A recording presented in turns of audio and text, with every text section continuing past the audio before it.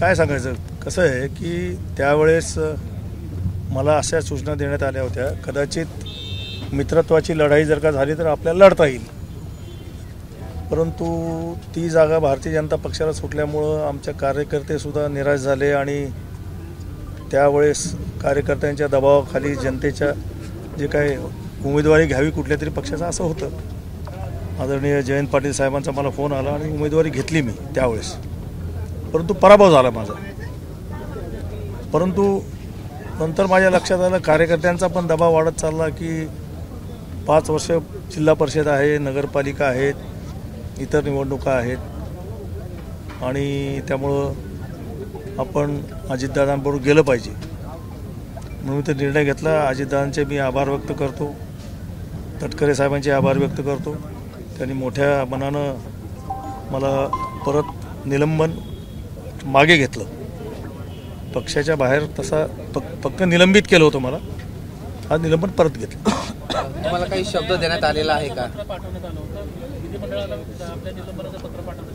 हो, हो, विधिमंडळामध्ये जे राष्ट्रवादी काँग्रेस पक्षाने पत्र दिलं होतं मला निलंबित करण्याचं, ते निलंबना मागे घेण्याबद्दलचं पत्र विधिमंडळाला त्यांनी गर्जे साहेबांनी लिहून दिलेलं. साहेबांची झाली माझी चर्चा, पण आता मी ते सांगू शकत नाही.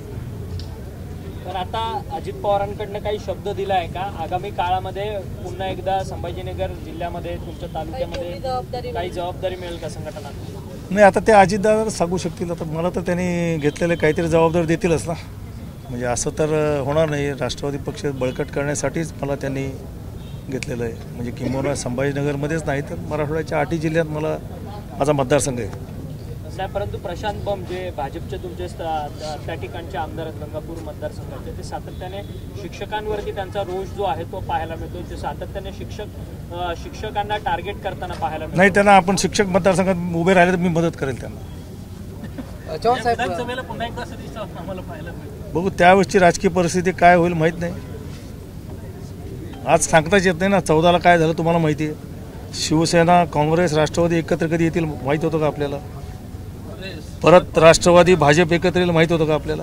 त्या दर 2-4 वर्षाला परिस्थिती बदलते. राज्याचं नेतृत्व सांगता येत नाही ना. भविष्यात होऊ शकतं ते, कारण कार्यकर्त्यांची ती इच्छा आहे. दोन्ही बाजूच्या कार्यकर्त्यांची इच्छा आहे.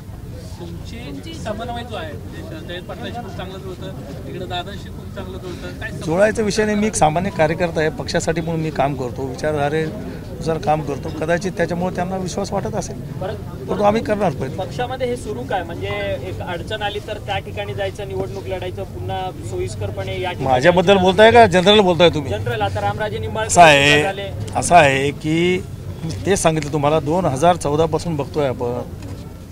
कुणाच्या स्वप्नात नव्हतं कुणी भाजपमध्ये जाऊन लढेल, कुणाच्या स्वप्नात नव्हतं कुणी राष्ट्रवादीमध्ये येऊन लढेल. राजकुमार बडोले मागच्या निवडणुकीच्या वेळेस भाजपचे कॅबिनेट मिनिस्टर होते, आता राष्ट्रवादीचे आमदार आहेत. ते काय बोलाल तुम्ही याच्यावर?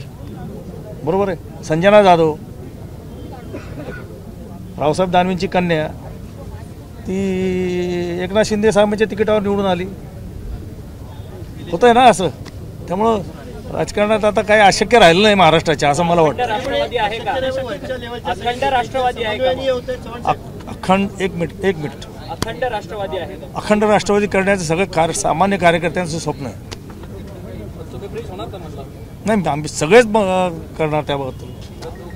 आता वरिष्ठ पातळीवर काय निर्णय तर आम्हाला मान्य करावं लागतं. प्रयत्न करणं आमच्या हातात आहे. अशक्य नाही आहे, पण जे काही इथून तिथे येण्याच्या दुसऱ्या पक्षाचे वरच्या नेत्यांच्या समन्वयाने होत आहे. समन्वय आहे वरच्या ते वरच्या नेत्यांना विचारावं, मी नाही सांगू शकत. तुम्ही सिनियर आहात, तुम्ही विचारू शकता त्यांना. तुम्ही का विचारलं नाही हे मी तुम्हाला आत्ता विचारतोय. सध्या मराठवाडा वेगवेगळ्या कारणाने सध्या चर्चेमध्ये आहे. बीड प्रकरण असेल, परभणी असेल, या सगळ्या संदर्भामध्ये काही चर्चा झाली तुमची? नाही, चर्चा पक्षाच्या पातळीवर होतच असते.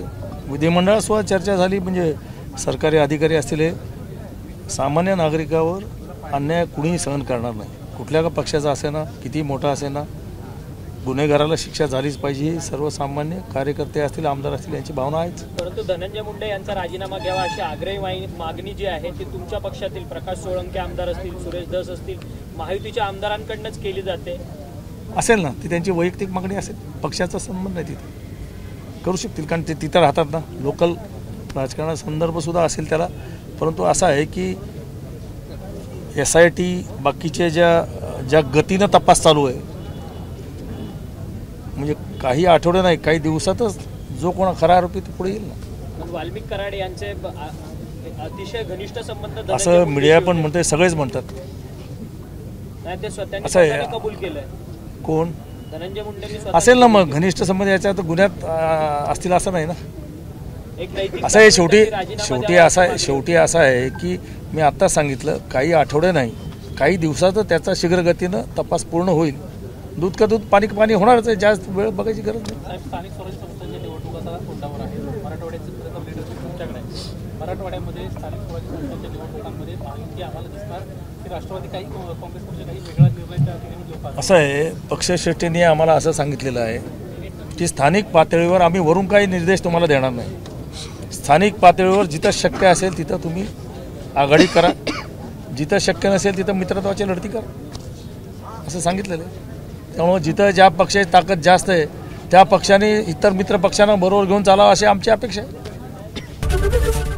ABP माझा, उघडा डोळे बघा नीट.